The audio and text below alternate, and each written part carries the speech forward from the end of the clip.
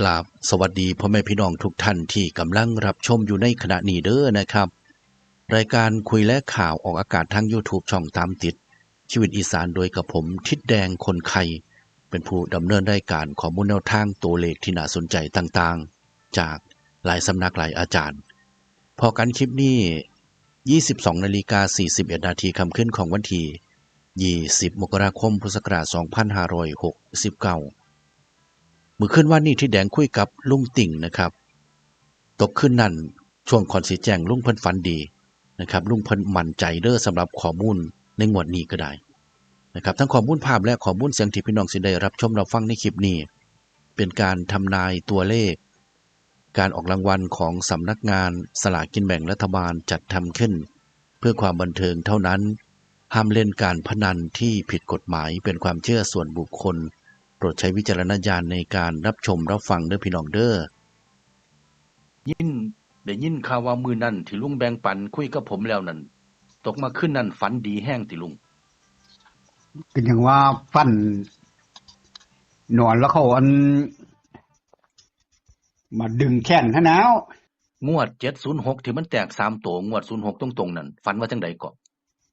ฟันมัดหัวนะฝันว่าผูกงัว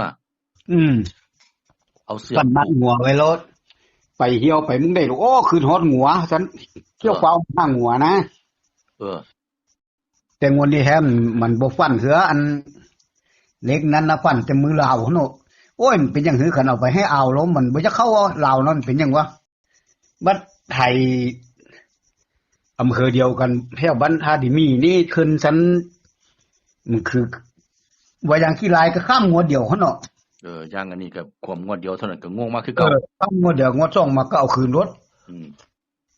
ก็บ่เป็นหยังครับลุงว่า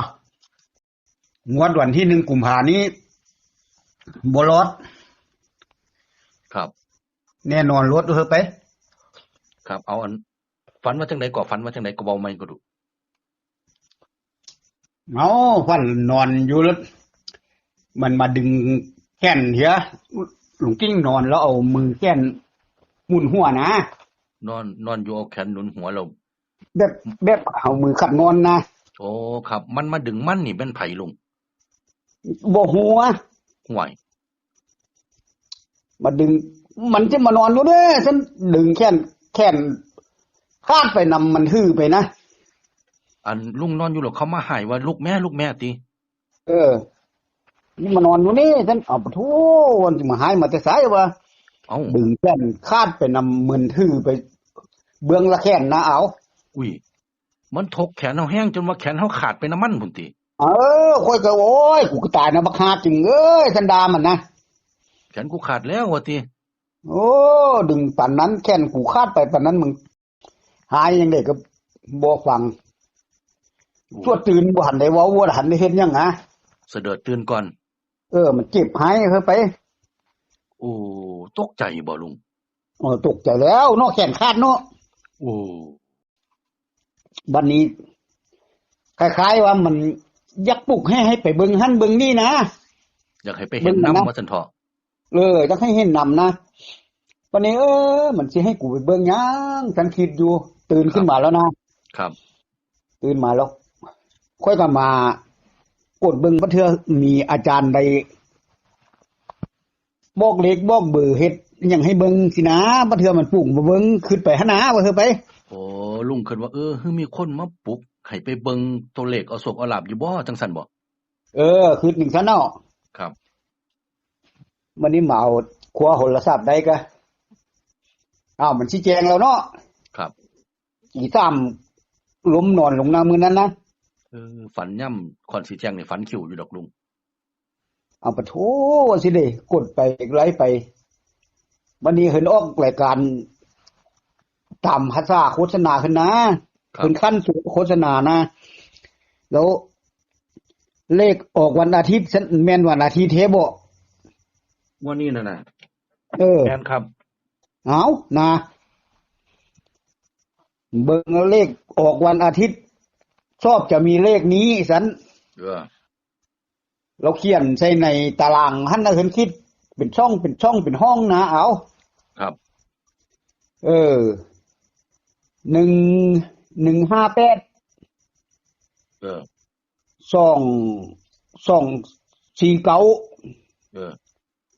อัน6ตัวที่มันยองกันนะ158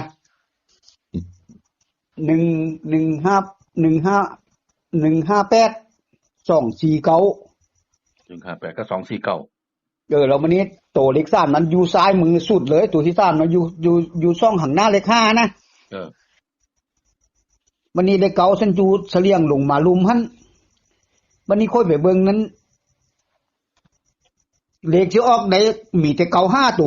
ตัวเดียวที่หลุงจิ้งว่าหั่นนะเอาเขาว่านั่นน่ะอุ้ยมันสิตรงกันกระดอกกระเดี่ยเถอะลุงอันเนี้ยโอ้พอดีว่าลุงเคลียร์ไปพ่ออันนี้มันตรงกับเลข95เฮาพอดีลุงก็เลยคิดว่านี่บ่มันสิปลุกให้กูมาเห็นอันนี้บ่ว่าติคนก็ว่าซั่นแนวเอามันบ่มีเด้ไปทางอื่นนำมื้อนี้ขัน5หลักร้อยขันเอา295มาใส่กระบ่คือจะว่าพอเบิ่งใส่คู่ต้นล้นบ่มีเด้โอ้ครับเพราะว่ามันมีแต่195อยู่หั่นน่ะแล้วก็395ครับแล้วก็595มันก็มีแค่นั้นแล้วก็895นะมันมี4-5ตัวแน่โอ้คันย่างสิยับก็ยับแต่หลักร้อยนี่ล่ะติแต่ว่า2ตัวหั่นมันแม่นมันหั่นแล้วไปแต่ว่าน้ำหนักถือว่าหลัก10เป็น0นี่ก็เบาแฮงเนาะเบาเพราะมันเป็นเลข2ตัวครับมันเป็นเลข2ตัวแล้วมันบ่ค่อยจะออกฮู้แล้วนี่มันเป็น1เด้ฮู้แล้วเนี่ยกอมสิเป็น72นะครับมันมีเลขจะเลี้ยงหั่นน้ำมันข้ามมันไปสายเดียวกันนะมันก็เห็นเนาะปีกายนี่เบิดปีนะโอ้ครับเอางวดนี้เลขเสลียงลุงได้เฮ็ดไว้บ่ได้เฮ็ดส่งให้ผมได้เด้อเดี๋ยวผมสิให้พี่น้องเพิ่นเบิ่งคู่กับใบนี้นำเพราะว่าใบนี้มันเสลียงมันโยงกันได้ให้นะครับเขาสิเฮ็ดตัวอย่างงวดแล้วนี่ไปแล้วก็เอาตัวนี้ไปใส่แล้วมันแบบนี้ไปให้เบิ่งครับปีกายนี่68เบิดปีบ่ฮิตดิมาฮิตงวดนี้นะโธ่บัดสิ้นปีเอาโหลเนาะสิเด้เนาะครับลุงก็เลยตั้งชื่อนี่บ่สู้ใหม่ใจปล้ำนี่บ่สู้ไหมใจปั๊มรวยนะโอ้สู้ไหมสู้ไหมใจปั๊มรวย95เม็ดเดียวมันกลับมันก็บ่ได้แต่ว่าห้ามมันแบบเด็กจิตหั่นนะมันสิเป็นคือเก่าบ่ได้ครับมันสิมี2ตัวแล้วมันสิบ่ออกนำมันจิตมันมี2ตัวบ่ถิ่มสูตรแล้วมันบ่ออกแล้วหั่นน่ะมันบ่เป็นบ่ซ้ำไปบัดนี้คันมันชนกันนั้นเก้ากับ0เป็นเลข2ตัวมันเนี่ยเอาโอ้0 2ตัวซึ่งมันก็บ่ออกอยู่แล้วจังซั่นเนาะบัดนี้1หั่นตัวรอง0หั่นนะเป็นตัวที่3นะคันครับวิดจักหั่นมันบ่มีเกินหั่นเอาโอ้มี9มี0มี1ติ3ตัวนะ901นี่เต็มสูตรเลยไปหลัก10นั่นน่ะโอ้ก็สิได้เว้าให้พี่น้องเพิ่นได้ยินนำหลัก10เพิ่นมี9มี0มี1เด้อพี่น้องเอ้ยแต่ว่าลุงเพิ่นฟัน9ให้ตัวเดียวบ่ฮิตแท้ๆหลัก10เนี่ยครับแล้ววันนี้1นั้นมันเป็นเลขเศษนี่ยังบ่ฮิตจะคือเฮาบัดนี้อยู่แต่ปีกายนี้มานะบ่ทันได้หลุดติบ่หลุดบ่ฮิตครับคันถ้ามันผิดนี่ค่อยก็ยังสิเหลือมันไว้อยู่เข้าไปโอ้มันบ่เคยผิดก็เลยบ่หยิบมาก็เลยเอาแต่เก่านี่ล่ะเนาะเลยบ่เอาหามันนะแต่สูตรนี้เคยมีอยู่2ตัวแล้วมันออกนะมันก็เคยหลุดอยู่ก็เคยอยู่หลุดอยู่เข้าไปปีกายนี่ก็หลุด 2-3 เทื่ออยู่บ่แม่นสิเฮาได้ไล่กันอยู่หลุดอยู่อันนั้นนะครับแต่ตัวเซตตัวนี้บ่1นี่บ่มีจะเครืออยู่ครับมันนี่คันถ้าเป็นมันสิเป็นคันว่าเป็นศูนย์มันจะข้ามงวดเดียวนึง06คันข้ามตัวงวดบ่ไว้ใจมัน 06แล้วมันก็ข้ามมางวดนี้มันสิมา05อีกมันแม่นอยู่บ่ว่าติ ค่อยก็คืนอยู่แล้วมันนี่มันตกเลนสูตรที่มันดับอยู่นะเอาที่ค่อยเฮ็ดไปให้เจ้า3-4งวดเจ้าบ่ขนาดครับบ่ฮิตนะ อืมปีกายนี่เบิดปีพี่เทื่อเดียวนึงวะครับจนลืมมาแล้วแล้วมันนี่05นั่นไปตรงหั่นบัดเนี่ยโอ้ไปติดดับติก็มันที่บ่เว้ากับมันนะโอ้ครับคิดแล้วมันมีตัวเดียวเพราะหั่นนึงว่า95หั่นนะอันนี้ละเอาตัวเดียวแข็งๆนี่ล่ะให้พี่น้องเพิ่นพิจารณาโลดมันบ่นี่เด้คันสิเอาตัวอื่นมันซั่นเป็นไปบ่ได้เป็นจังได๋ไก่พี่น้องฟาดปุ้มปั้มเห็นหน้าเห็นหลังกันไปเลยนี่แหละก็คนที่ว่าถ้าจับใจปั๊มแล้วรวยนะใจปั้มสู้ไหมใจปั้มรวยเก้าหามันจิแม่นบ่จังซั่นสิอยู่หั่นแปลว่าเราแหวงหั่นบ่รวยจังซั่นนะครับเอาหลักร้อยก็ตามนี้แหล้วเนาะลุงเนาะเดี๋ยวผมสิเว้าให้พี่น้องเพิ่นฟังว่าลุงฝันจังซี่แล้วก็ความมั่นใจของลุงก็มีจังซี่ล่ะขอบคุณครับลุงครับเอาโชคดีครับพี่น้องครับงวดนี้ลุงเพิ่นเน้นให้เม็ดเดียวเลยเด้อ95นะครับพี่น้อง